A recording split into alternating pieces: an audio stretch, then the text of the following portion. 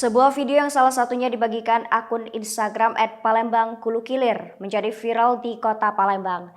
Dalam unggahannya, video yang dilihat Info Sumsel pada 2 Januari 2022 tersebut nampak terjadi cekcok antara pengunjung area wisata pelataran Benteng Kuto Besak dengan juru parkir. Cekcok tersebut terjadi lantaran si juru parkir meminta uang parkir dengan nominal tinggi sebesar Rp10.000. Aku tadi ngasih pertama 4 ya, 4.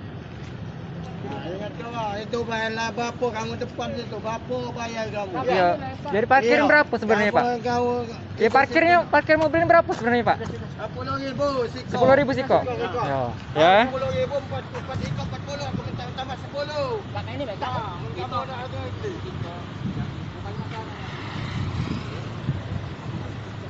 Kita kasih tiket 3 minit cuma dari Kodam langsung. Nah. Enggak. Enak. Kau dapat uangnya mana? Uangnya dari berapa? 20. Beneran Bang itu. Tambah 10. Ya tambah 10. Ya 60. Nah. Ya.